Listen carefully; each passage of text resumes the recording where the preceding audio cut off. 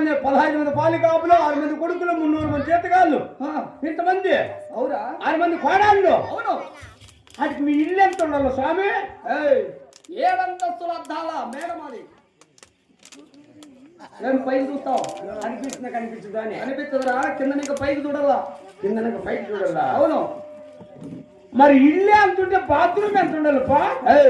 Bathroom ఎంత ఉంటుంది అనుకున్నావు? ఎంత ఉంటుంది? సుమారుగా మీ ఇల్లు ఎంత ఉంటుంది? రోజు ఎంత కూర్చుంటావు నువ్వు?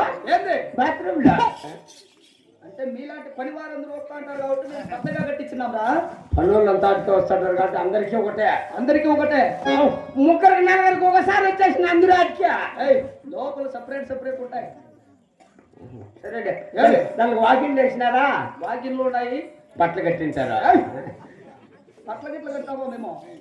మహామంత్రి ఏమనుకున్నా నా సంతాన సౌభాగ్యం తెలుపుకున్నాను. అవునప్పా. ఇది కాక నా పాల్గొన్నపురి పట్టమున నా ప్రజలందరూ సుఖక్షేమానున్నారా నాయన? అది ఏ రీతిగా దేవా? అలపగలాల్పించుము.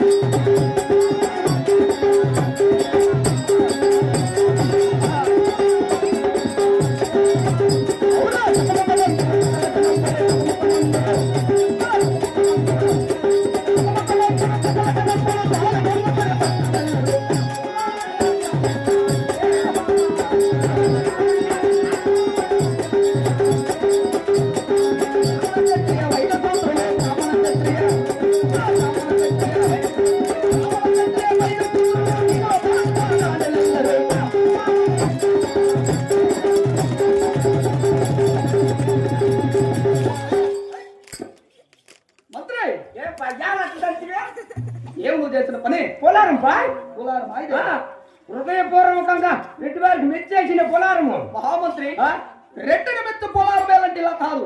ఎట్లా తీసి మరికాయ